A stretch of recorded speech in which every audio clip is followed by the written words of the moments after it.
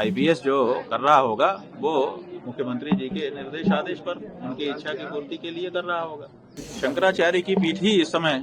पूरे भारत में बची हुई है, जिस पर अभी सत्ता पक्ष का कोई व्यक्ति नहीं बैठ पाया है। उनकी कोशिश है कि जैसे उन्होंने हर संवैधानिक पद पर अपने आदमी बैठा लिए, जैसे उन्होंने हर विश्वविद्यालय के कुलपति के पद पर अपने आदमी बैठा लिए, जैसे उन्होंने बाकी कई जगहों पर अपने आदमी बैठा लिए, वैसे वो चाहते हैं कि शंकराचार्य के पद पर भी हम अपने आदमी बैठा लें। भाई हमारा उनका व्यक्तिगत ना तो पहले से कोई परिचय है, ना तो कोई बातचीत है, ना तो कोई स्वार्थ टकरा रहा है।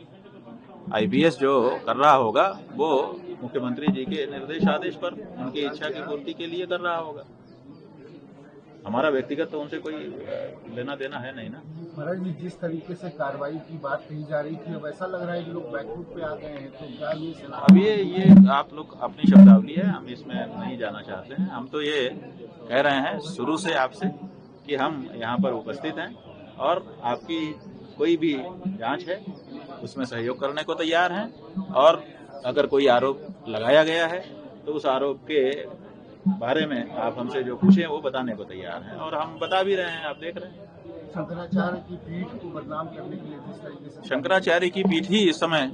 पूरे भारत में बची हुई है, जिस पर अभी सत्ता पक्ष का कोई व्यक्ति नहीं बैठ पाया है। अभी तक सनातन धर्म का मानने वाला, पालन करने वाला व्यक्ति ही शंकराचार्य पीठ पर है। उनकी कोशिश है कि जैसे उन्होंने हर संवैधानिक पद पर अपने आदमी बैठा लिए, जैसे उन्होंने हर विश्वविद्यालय के कुलपति के पद पर अपने आदमी बैठा लिए, जैसे उन्होंने बाकी कई जगहों पर अपने आदमी बैठा लिए, वैसे वो चाहते हैं कि शंकराचार्य के पद पर भी हम अपने आदमी बैठा लें। तो इसीलिए जो परंपरागत शास्त्र को मानने वाले, वेद धर्म को बताने वाले शंकराचार्य हैं, वो उनको अब सुहा नहीं रहे हैं, क्योंकि जो वेद को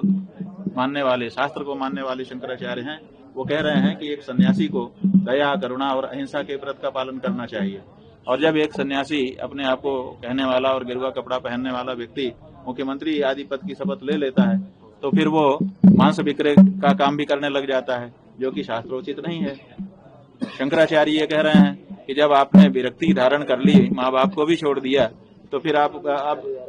नौकरी क्यों कर रहे हैं, क्यों वेतन लेकर के काम कर रहे हैं? और वेतन लेकर के जब आप काम करते हैं, भत्ता लेकर के काम करते हैं, तो 24 घंटे के लिए आप संविधान का काम करने के लिए जब नियुक्त हो गए, तो मठ का काम कब करेंगे? तो ये जो प्रश्न है मूलभूत, इन प्रश्नों को शंकराचार्य उठा रहा है, इसीलिए शंकराचार्य उनको नहीं सुहा रहा है।